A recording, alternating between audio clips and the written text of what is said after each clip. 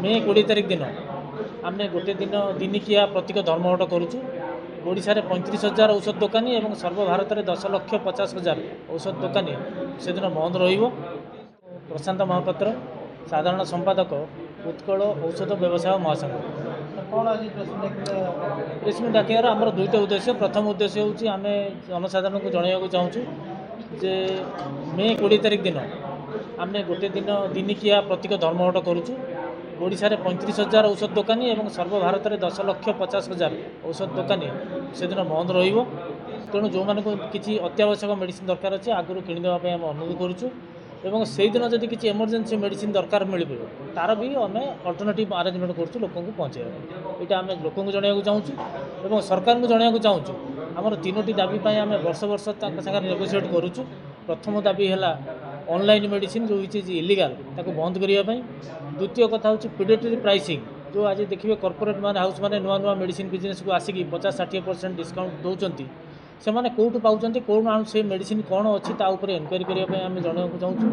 तृतीय कथा है कोरोना समय गोटे सरकार नोटिफिकेशन करते जीएसआर नोटिफिकेशन जे ऑनलाइन मेडिसिन घरे घरे दवाई ताकू विड्र करने।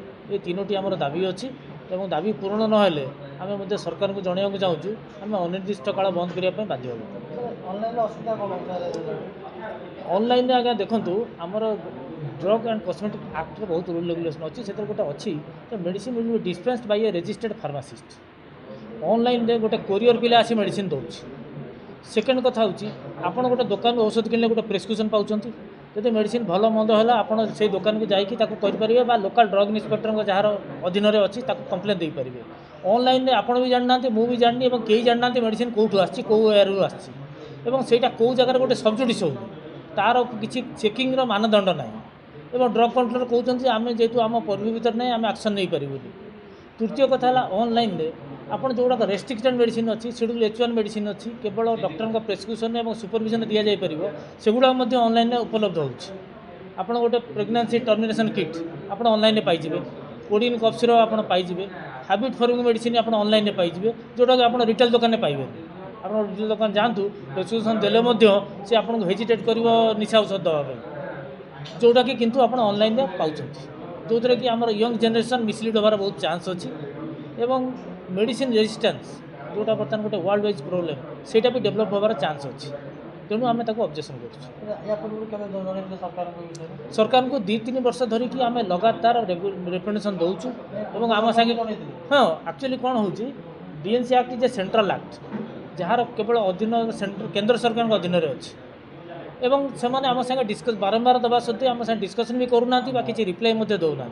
तेणु दृष्टि आकर्षण करने गोटे दिन बंद आम कर हईराण हेबे तार आम आश्योर नौ आम प्रति जगार रेगुलर मेसीन न मिले इमरजेंसी मेडिसिन से दिन आवेलेबल हो।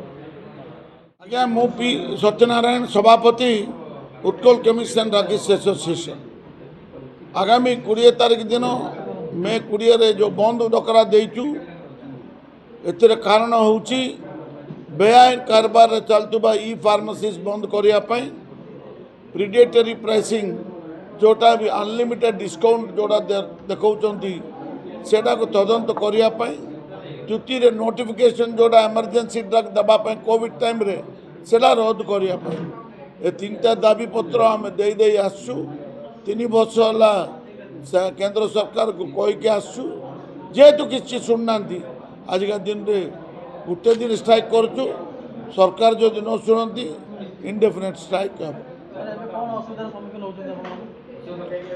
कौन असुविधा असुविधा मीन्स बेआईन कारबार